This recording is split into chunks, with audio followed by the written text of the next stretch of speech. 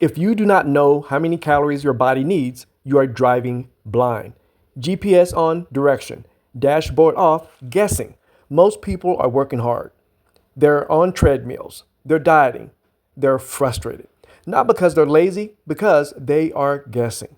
Phase 8 eliminates the guessing. Let's start with step 1. Identify your real activity level. This is where I see the biggest mistake. People either underestimate or overestimate how much they move. Let's be honest. If you're a construction worker lifting and walking all day, your fuel needs, your calorie needs are high. If you're a waitress on your feet 8 hours, your output is real. If you're in a warehouse carrying boxes, you're burning calories consistently. Now compare that to sitting at a desk, driving most of the day, watching TV at night. That's a different energy demand. These two lifestyles cannot eat the same, but many people try. So I'm going to ask you directly, how many hours a day are you truly active? How many hours are you seated? Not what you wish it was, but what it actually is. Listen, your movement determines your caloric intake. It determines your fuel, not your motivation. Be honest. Step 2, set calories based on output. Calories are not the enemy. They're energy. Too little, you lose muscle, your metabolism slows, your energy drops. Too much, you store fat, you feel sluggish. The goal is not eat less. The goal is eat in proportion to your output. If your activity is low, your calories should reflect that. If your output increases, your fuel, your calories should increase. This isn't emotional. It's mechanical, and the body responds to math. Step 3, protein equals muscle. We must anchor protein first. Before we adjust carbs, before we adjust fats, we lock in protein. As a rule, about 1 gram per pound of body weight. At minimum, a complete protein source every meal. Here's why. When people diet without enough protein, they just don't lose fat, they lose muscle. And when muscle drops, metabolism drops. Then they say nothing works. Protein protects your engine. Protein is what it takes to lose weight, lose body fat, shape, and tone. And if you don't get that right, you will not succeed. And it's non-negotiable. Step 4, listen. Carbs has never been the enemy.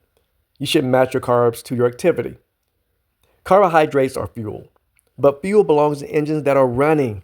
Heavy training day, you need more fuel. Long shift on your feet, you need fuel. Desk day, carb intake should come down slightly, and your vegetables should go up. You don't need fuel inactivity. You need fuel output. Same person, different day, different demand. This is where people get confused. They eat the same every day. Even though their activity changes, that's not what you should do. That's not a strategy, that's a habit. Remember this, fuel the activity, not the couch. Step 5, train your eye. Listen, you will not have to journal forever. Journaling for 14 to 30 days can make a difference. Eventually, you should be able to look at your plate and know palm-sized protein, fist-sized carbohydrates, thumb-sized fats, 2 handfuls of vegetables. Those are servings. Early on, tracking helps. Later, awareness replaces tracking. That's when you've learned the system. Track. Track for 14 to 30 days and you will succeed forever. Step 6, adjust after 4 to 6 weeks. Here's another mistake I see. People being overzealous. People adjust too fast. They panic after 1 week. Don't. Give it 4 to 6 weeks of consistency. Then evaluate. Weight dropping too fast, increase slightly. Nothing changing, decrease slightly. Strength is going up, waist tightening, you're looking more shapely and toned. Energy is skyrocketing, stay steady.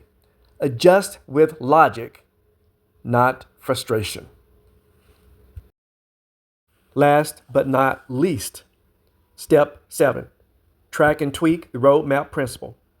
Picture a person standing on a road today, overweight, out of shape, low energy. Now picture the same person 6 weeks from now, stronger, more muscle, better cardio, higher metabolism, better food decisions, more discipline. This is not the same person. And here's what most people miss. If you are not the same person, you cannot run the same system. The calorie target that worked 6 weeks ago may need adjustment. The cardio volume may need adjustment. The food portions may need adjustment because the body you are managing is improving. This is why tracking matters. You're not tracking to obsess. You're tracking to manage evolution. What you track, not everything, just the basics. Weekly average body weight, waist measurement, strength progression, energy levels, protein intake. That's it. You're not reacting to one bad day. You're watching trends because trends tell the truth. How professionals adjust. When you see a consistent trend, you make a small adjustment. Small, not a crash diet, not 500 calories, not punishment cardio. Small corrections because this isn't emotional, it's mechanical. You assess, you adjust, you reassess, and that is the roadmap to success. The person that walks in today will not be the same person in 6 weeks. If you manage the new version of yourself properly, you keep improving. If you keep running the old system, you plateau. Tracking and adjusting is the road to long-term success. Track, evaluate, tweak, and repeat. That is your roadmap to success forever.